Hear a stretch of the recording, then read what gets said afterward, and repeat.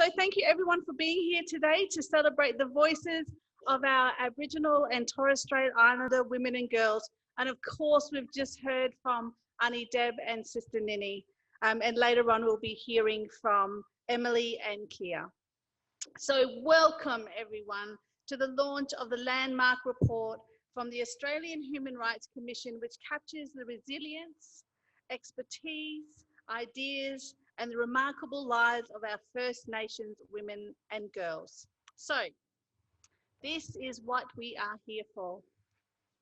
Wiyi Yani U Thangani, women's voices, securing our rights, securing our future 2020 report. So here today is the author of this comprehensive report, Auntie Jean Oscar, a proud Bunaba woman and the first woman to hold the role of Aboriginal and Torres Strait Islander Social Justice Commissioner. I think that deserves a round of applause. I am truly honoured to be here with Auntie Jean and to be joined down the Zoom line, which we've all had to come quite familiar with in 2020, with the Minister for Indigenous Australians, the Honourable Ken Wyatt. Round of applause as well. Woo! So first, let's hear from Auntie Jean about the report and what comes next. And then the Minister Wyatt, will speak after Auntie Jean, and then we'll get into some questions that have come in from all across the country. And of course, for those of you in the audience, we'd love to hear from you as well. So please give us a wave if you've got any questions when we get into the Q&A. So over to you, Commissioner Oscar.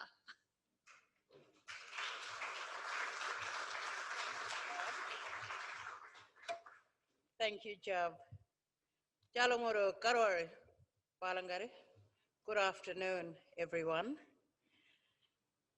I acknowledge this beautiful land of the Yawuru people that we gather on today.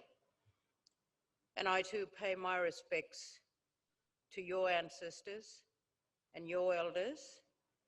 And I acknowledge the elders in the room here with us. I acknowledge those who are your emerging elders, your emerging leaders. And I also acknowledge the many language groups that we have in the room today from across the Kimberley, and those that are joining with us virtually. It's good to be here and to launch this very special report. And thank you, Nini and Deb, for your sharing your thoughts of what this event and what this whole process has meant to you. It's good to launch this report here on home ground, or close to home ground for me, surrounded by so many of you, my old mates in the room, my friends and family. There is nowhere else but here. Wiyi Yani U Thangani, meaning women's voices in Bunaba, securing our rights, securing our future 2020. As you can sense, this is no ordinary report. It carries the voices, the stories, the dreams, and the determination of First Nations women and girls from hundreds of different ancestral countries from right across Australia. And you see with the moving pictures above me, some of the women that took part. And I'm sitting there thinking, wow, we did sit with those amazing women in their safe places on their lands. And today I recognize our ancestral mothers who have birthed and raised an ancient lineage of powerful matriarchs. I want us all to think of our girls who carry that heritage, and our ongoing legacy of female leadership, and our senior women who have a depth of knowledge like no other, and how their words and actions of love, nurture, and reassurance shows us that nothing is impossible. They remind us not to give up, and that for millennia we have succeeded and thrived, and that is not going to stop. As one woman had emblazoned on her shirt in an engagement in Geraldton, and I'm sure you can see that up here, and I quote, "A woman armed with ancestral wisdom and culture is an unstoppable force." And I look around and I see these women in this room today. And I want to thank the women who have already spoken, who represent all of this. Thank you, Diane Appleby. You are amazing. You always find the right words to really connect your message and reassurance. Thank you for your generous welcome. And thank you, Jab, for your masterful conducting of this event. It is quite an emotional one, but we're all riding this together. And to Jodie Bell and your team at Golari for putting this together. To Nini and Deb, and later Emily and Kia, in your sharing. Thank you for your fierce resilience, commitment, and your moving words. And Nini, you too have moved so many in your presentation and sharing today. It's women like yourselves from everywhere, the Torres Straits, through the Red Centre, and all the way to Tasmania, that have created this report. And I want to thank the men who stood with us and stand beside us on this journey. And there are a number of you in the room here today. In particular, today I thank the Honourable Ken Wyatt, our Federal Minister for Indigenous Australians, who has joined us virtually. I thank you, Ken, for making time in your busy schedule to take part in this celebration from Canberra to Broome.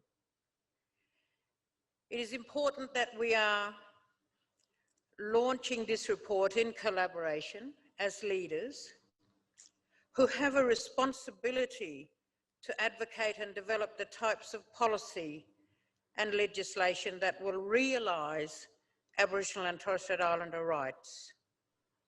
It is also crucial that as we launch this report, we can represent men and women in equal partnership, both embracing of our different views and our common values in the pursuit for a stronger and more just existence.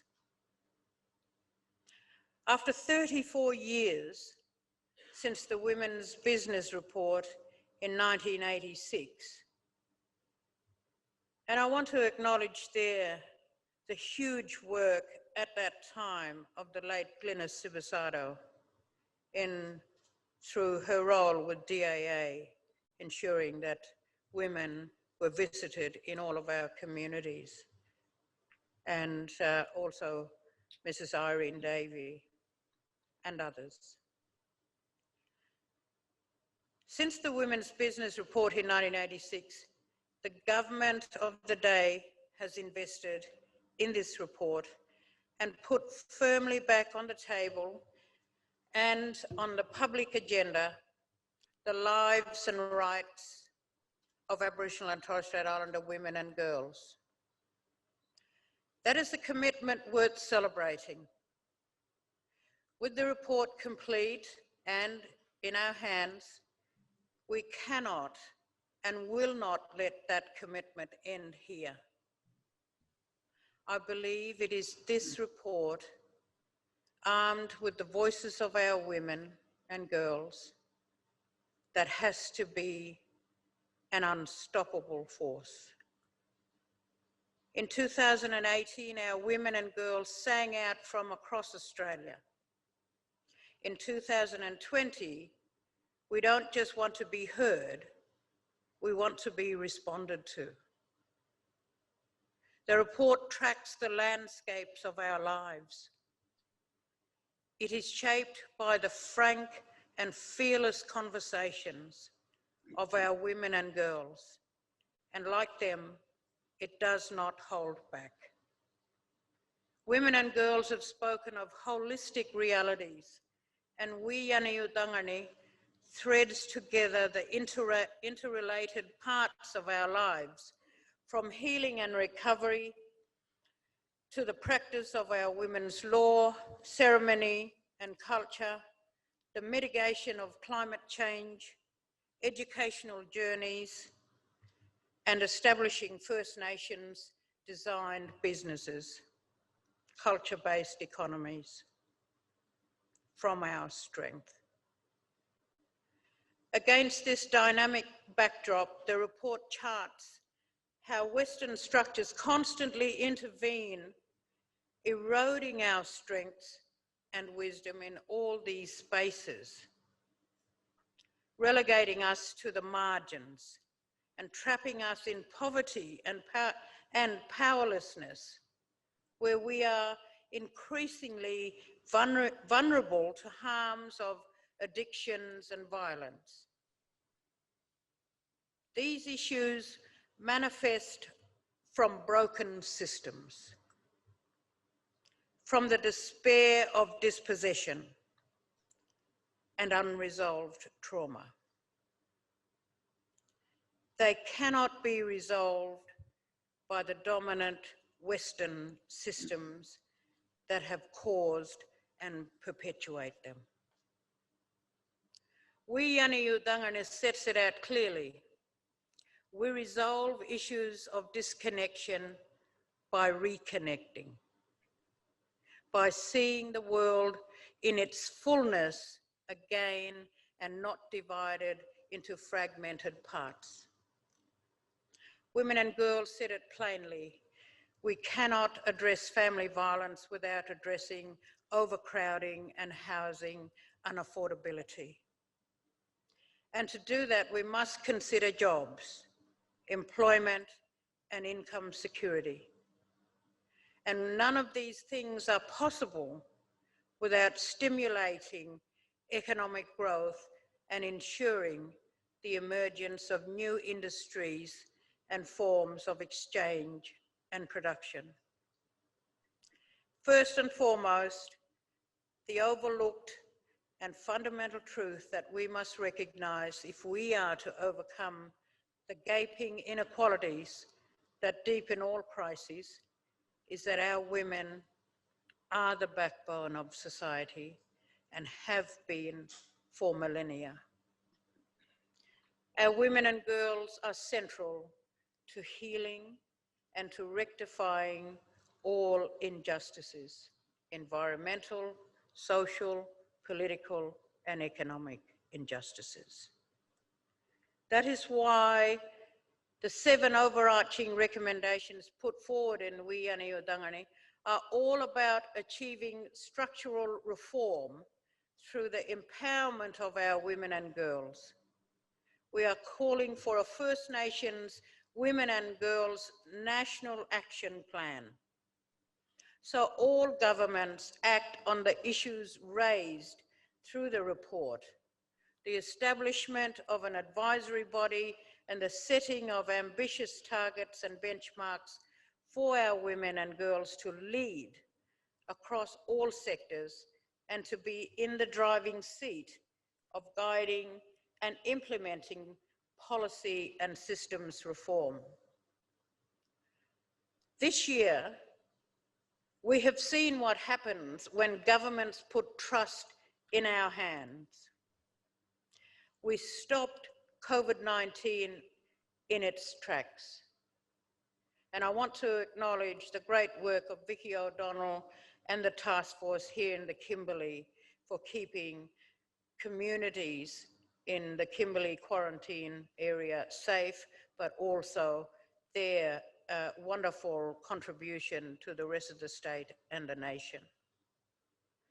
One of the most urgent threats to face global humanity in a generation has not taken hold in any of our communities.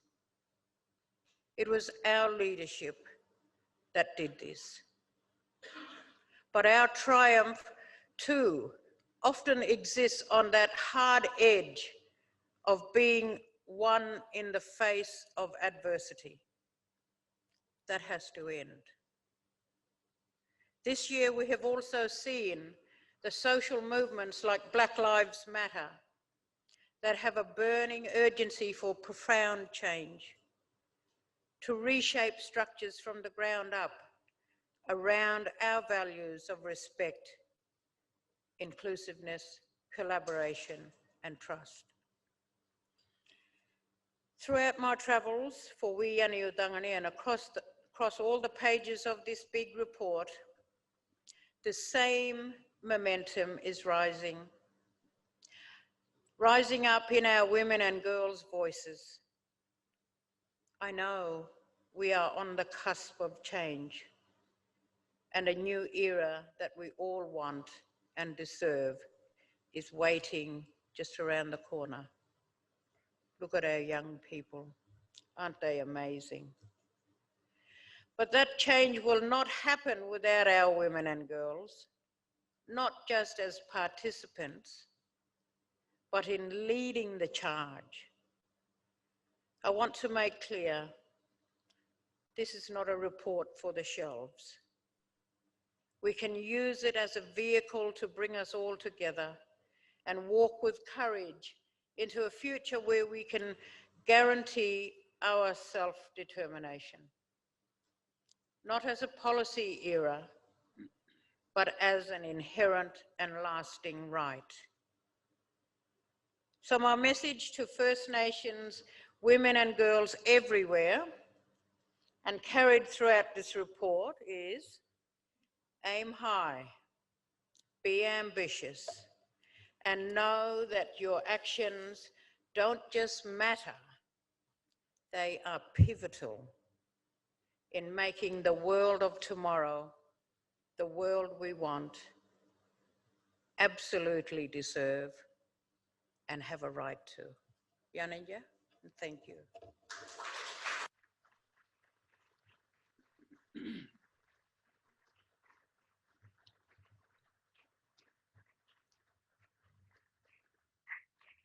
Okay.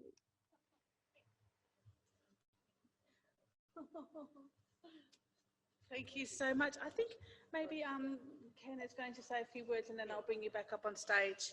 I have to say that whole speech, I was like, yes, and I'm going to, and tick, and yes, and I was like, yes, and I do aim high and I do strive for success, and it's because of all the groundwork of all our amazing women in our community. So tick, tick, tick. So thank you so much, Auntie. And I would now, your words were so powerful, and I am sure they resonate with all of us, all of our audience and all of our viewers.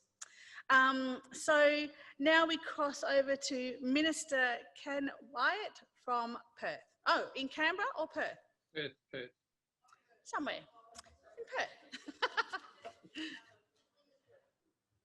Kaya Wanju from Nyungar Budja.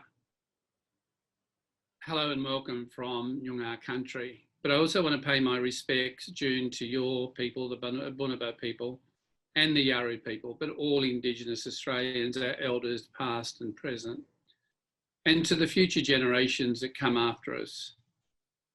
Let me say, June, that when we first appointed you, I was in that discussion. And I knew that once you were appointed, you would do it differently, because you always have. You've shown strength and absolute consideration for the needs of women, children and family, but equally for community. And I'd like to congratulate you on the special delivery of an outstanding report that was tabled on the 9th of December within the Australian Parliament. I still recall the night in Sydney when you and I went and had a quiet dinner together, when we talked about the project, what you had in mind and what you hoped would come out of it. And the need for us to reflect as Indigenous Australians on the importance of women. And I think it was appropriate that we had the theme in NAIDOC Week, Because of Her We Can, because it made us shift our focus back to something that was absolutely critical in remembering that for us to have survived for 65,000 years, it couldn't have only been males and our men. It was our women standing equally alongside of us, protecting and caring for our family, but ultimately community. And that's why in my thinking, communities matter. Because often much of the elements that are overlooked and forgotten are forgotten at the community level, where we see the challenges. But over the past 3 years, you've led a national conversation that has been a very powerful one that has been inclusive of the geographic diversity of our nation by talking to Aboriginal women all over. And I was impressed that you have been to the Torres Strait Islander region, not once, but a few times. And that their voices were equally heard on their islands as it is on the mainland. And the Australian government provided 2.9 million through the Indigenous Advancement Strategy towards the Wiyi Yani U Thangani report, or Women's Voices project. The report elevates the diverse and lived realities of our women and girls and highlights the role of women in the promotion and protection of culture and ensuring priorities within our communities, and the outcomes are achieved. The Australian government is committed to promoting gender equality and driving the empowerment of Aboriginal and Torres Strait Islander women and girls. We recognise the pivotal leadership roles of Aboriginal and Torres Strait Islander women and the girls play in their families and communities, but more importantly in this day and age in many industries across this nation. We still see through media the adverse events that happen to our women.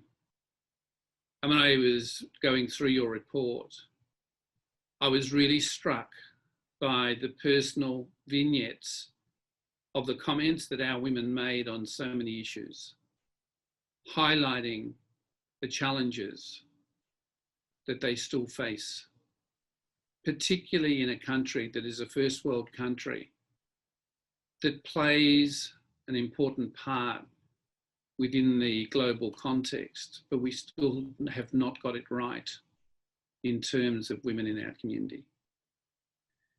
I don't want to dwell on statistics, but all of us know what does occur.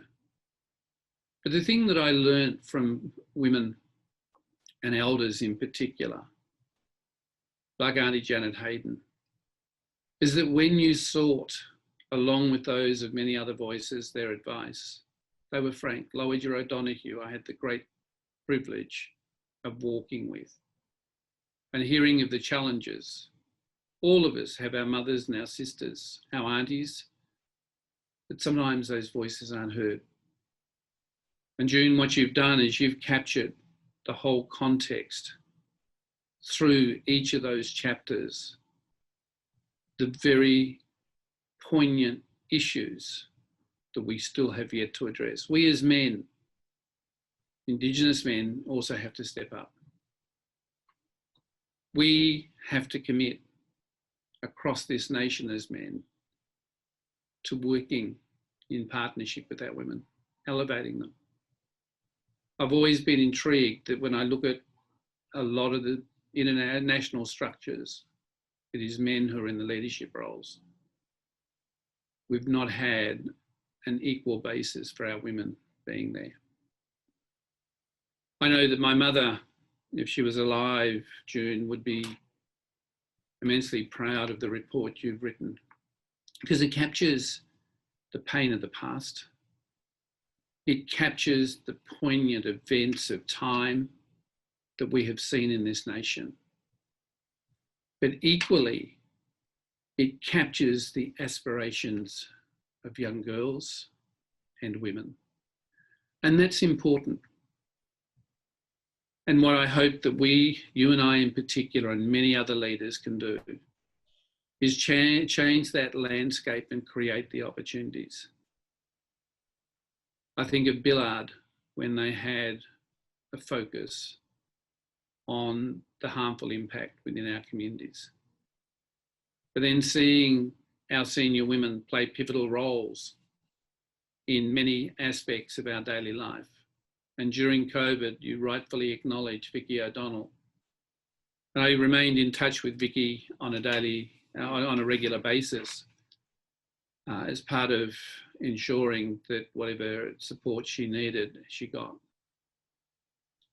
But also to take sage advice in terms of how it was playing out at the community level.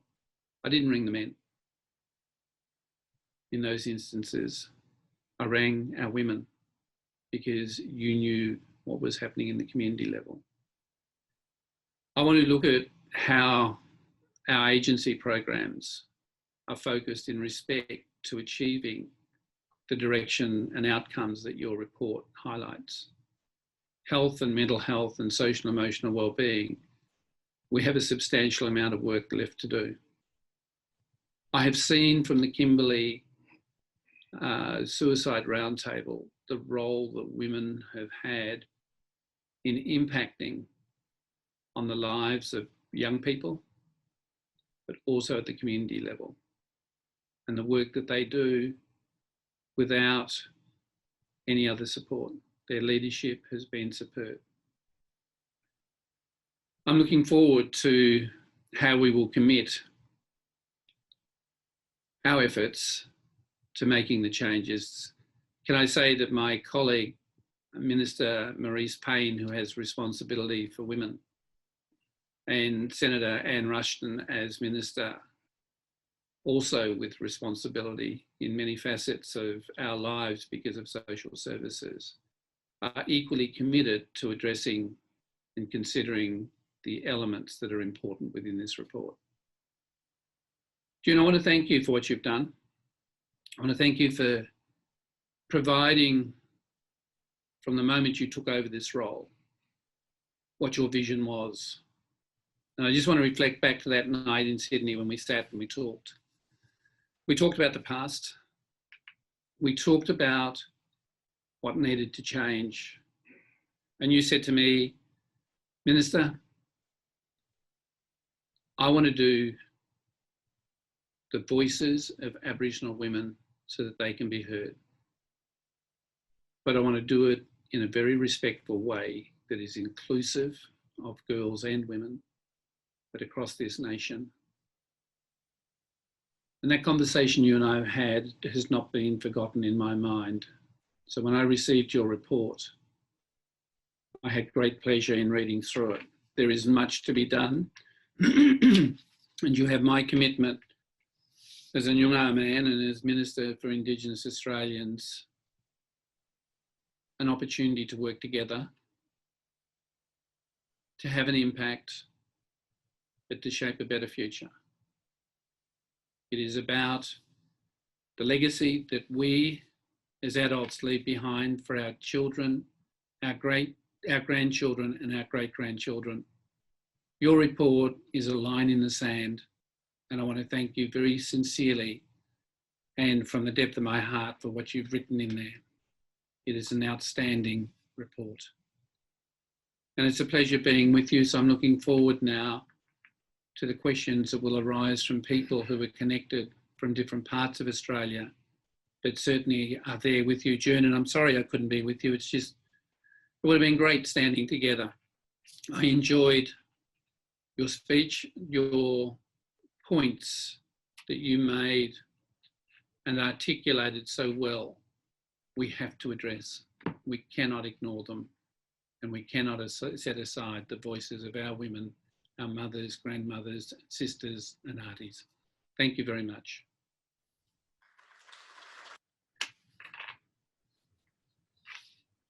I give you a virtual hug. Thank you very much. Thank you, Minister. And it's so important to have a Commonwealth perspective. And I really look forward to this collaboration with Annie June that you were speaking of to initiate the recommendations in the report. So now to some questions. Auntie June, if you'd like to come to the stage. Like I said earlier, if you're in the audience and you want to ask something, just grab our attention. We'll have roaming mics on the side. And I will first, Auntie June, I'll get you to stand here at the lectern and I will move over here to my mic, to my mic, to my mic, to my mic. Am I giving you this mic? Okay. Well, okay. So share. Yep. All right. So actually, I'll ask my first questions. So this question is both for Auntie June and Ken. So how important is this report to not just Indigenous women and girls, but to all Australians? June, I'll let you go first. Okay, thank you. Thank you for your question. It's absolutely important, as there are many people across the country that are continuously asking, what can we do? How can we do this? How do we know what to do? So here is a 500-page report that carries the voices of Aboriginal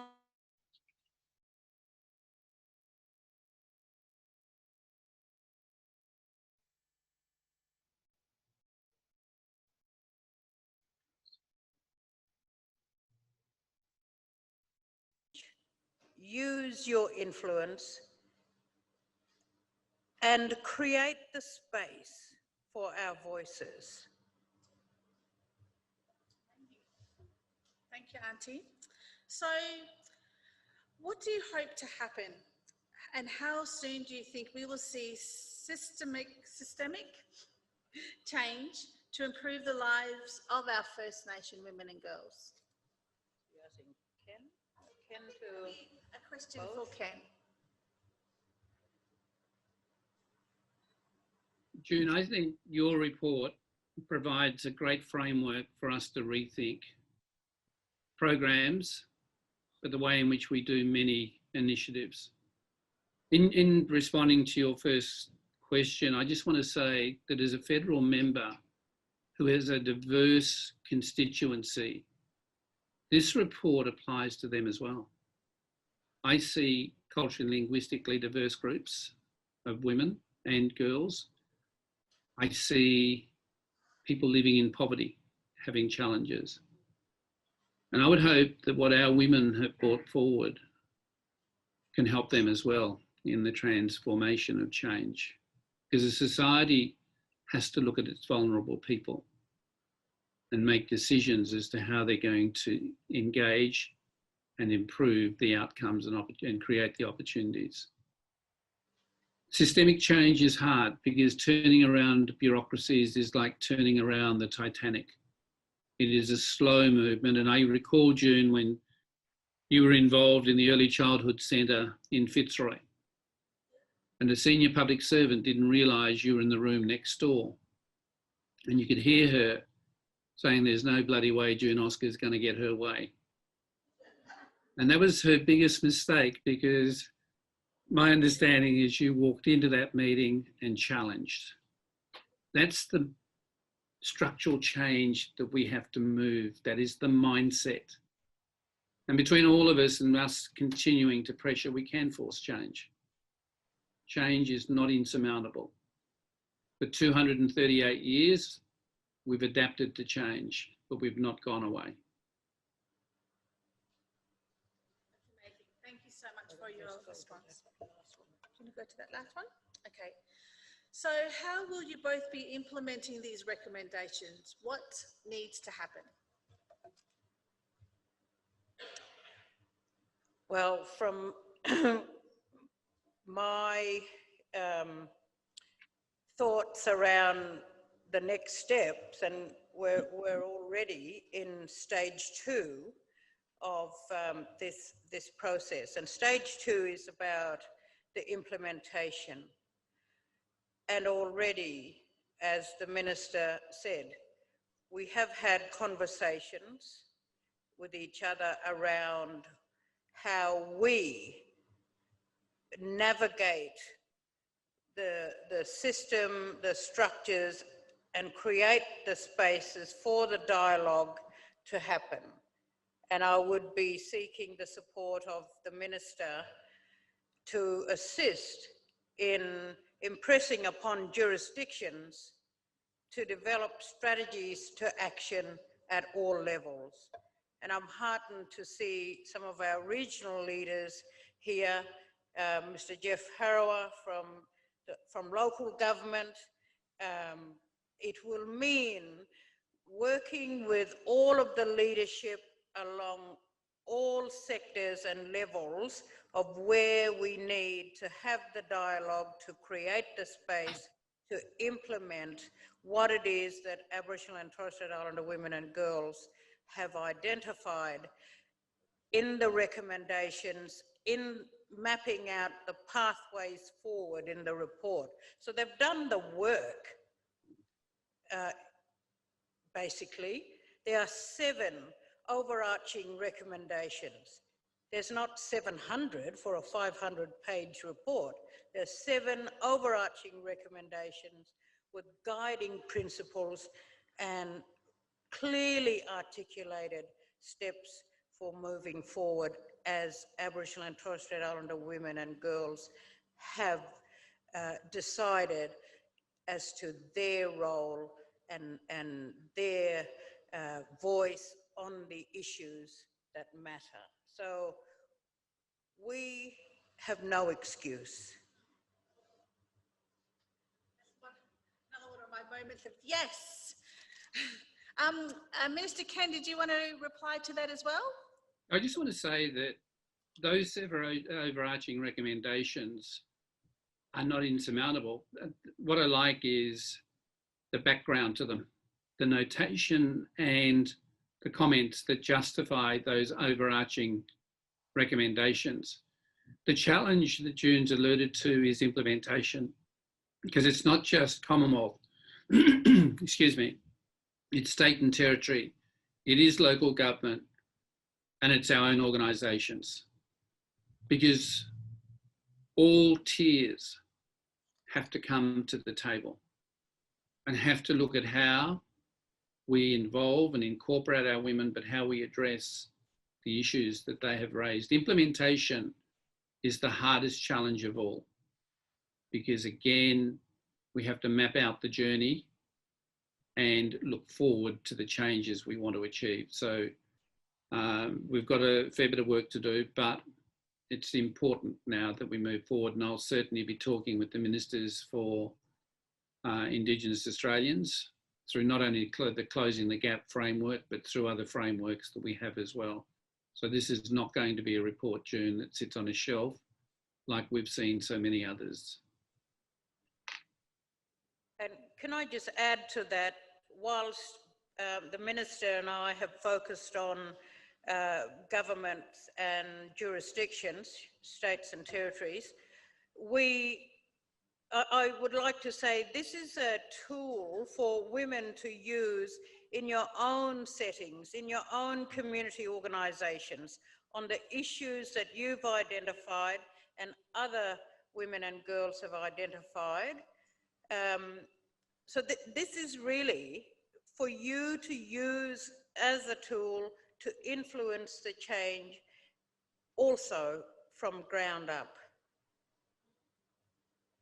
I love that idea. I was thinking that same thing, yes, on a government level, but also in our homes. So yeah, that resonates a lot with me, Auntie. So we're going to throw some questions to the floor. Does anyone have any questions that they would like to ask? Otherwise, I might start off then with a question from the Torres Strait Islands. So the effects of climate change are very real in the Torres Strait Islands and the Pacific region. Can you tell us why the Australian government won't commit to the Paris Agreement climate targets timeframes when the effect of climate change in our Torres Strait Islands regions, the Pacific region and the rest of Australia is well known? Actually, Australia will achieve its Paris targets. The issue is the way in which we address some of the challenges on the islands.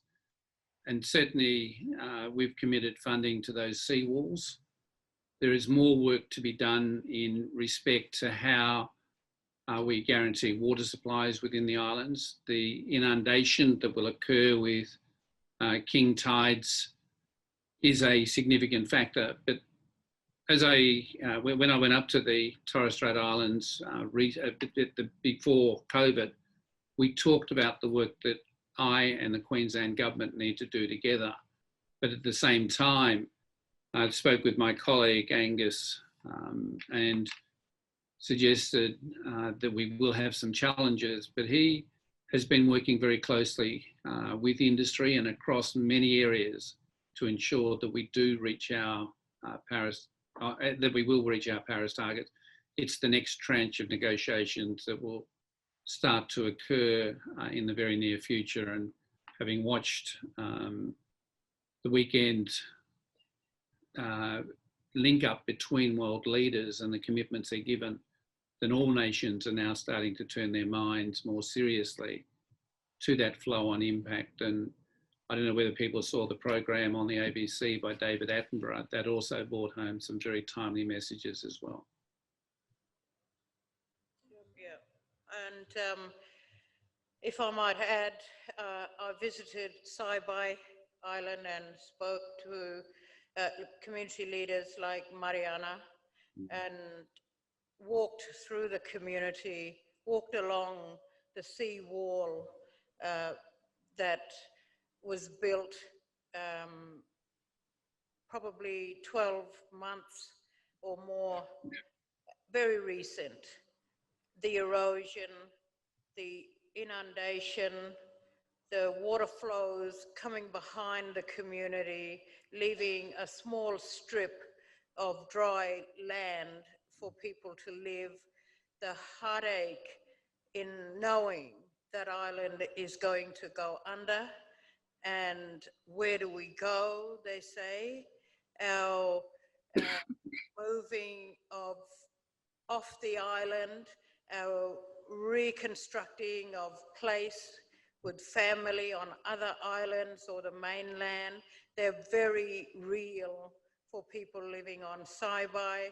The conversations I had with women on Murray Island, their concerns around fish stocks and the behaviours of marine life around their communities, their villages on Mur, the fact that if they want to swim, that they needed to be in the water at a certain time of day for very short periods because of the movement and behaviours of sharks and other animals in the oceans. Just the heartbreak of people knowing that at some point their children or their grandchildren will need to leave their homes. And what are we doing about that?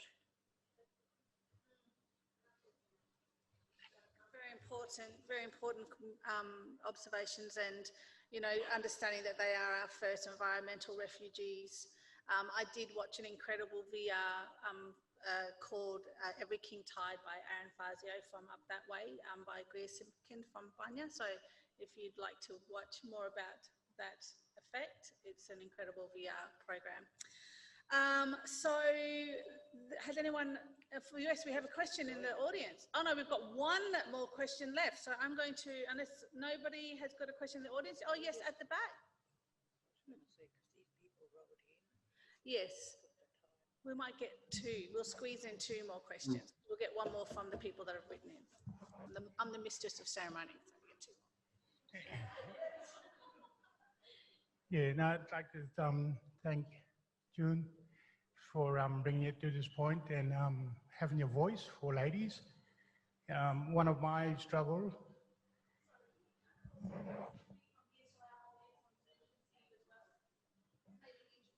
Say your name and Yeah, hi, I'm title. Anthony Watson. Yeah, I'm one of the traditional owners of this region in the Kimberley. I'm also the chairman of the Kimberley Land Council. And part of our struggle is that we had to prove native title beyond 1829. And so in time, it'll be 2029.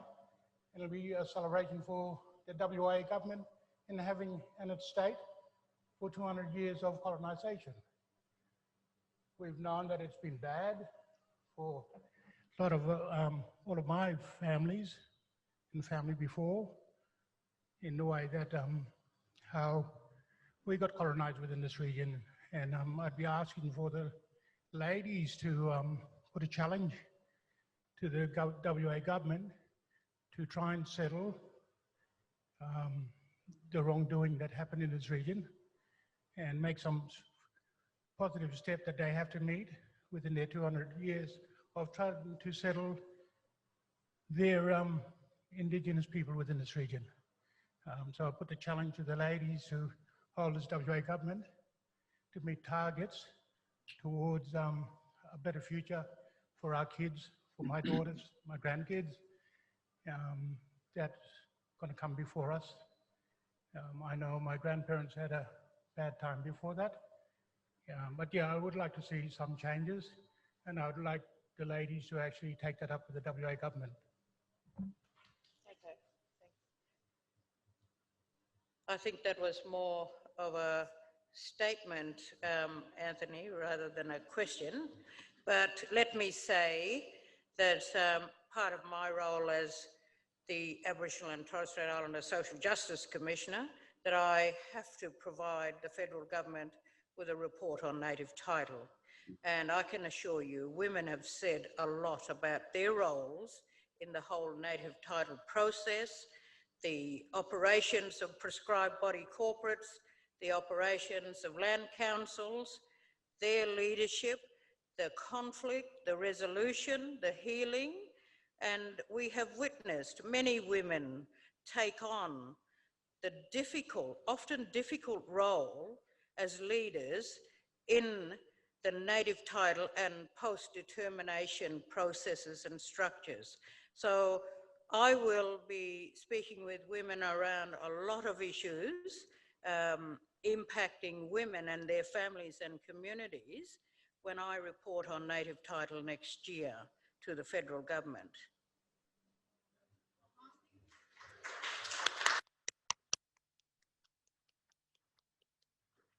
Okay, this is definitely our last question. Auntie June, is there any specific one here that you would like us to read out? That one, or that one? One from Victoria. Okay, so this one is coming in from Victoria. With this project being the first of its kind, and as a proud Aboriginal woman yourself, what is the key takeaway that you have learned throughout the process? What I'd have to say is that there has been so many lessons that I've learned and taken away from this process. But what is outstanding for me and what I've experienced is when you create the right space, women felt encouraged and supported to share their stories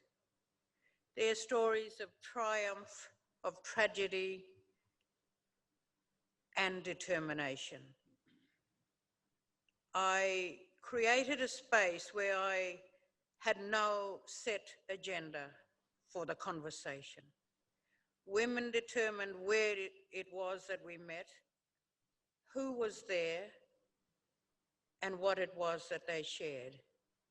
So they owned this process from the outset. And so this report is, and I'm proud to say this, is a report that is proudly the women's voice, from determining their conversations and agreeing to be put on record for their issues. I couldn't have asked for a better team, and I want to say special acknowledgement to Sarah Bamford, my media support here, and Jane Pedersen, my policy and research support, and the many others that are scattered across the country. But we all worked together and was absolutely guided by women and girls. And what we have is a product that is truly theirs.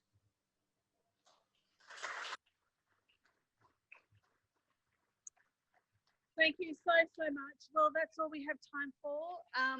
With our guest, Minister for Indigenous Affairs, Ken Wyatt, and Annie Jean Oscar, the Aboriginal and Torres Strait Islander Social Justice Commissioner. For those here in the audience at Galaria Media here in Broome, please stay for some refreshments and to continue the conversation and, of course, the celebration of our First Nations women and girls. And please don't forget to hashtag the event. If you'd like to ask Auntie June or Ken any further questions, they have their Twitter accounts and their hashtags. And I will be reading that at the front and telling my daughter all about it. Thank you very much, Galia Mabu. Oh, and Julie Will was waving at us. How do we get the report? Get in contact and we'll organize it. Well, not me, but anyway. Anyway, Galia Mabu, thank you very much. Thank you.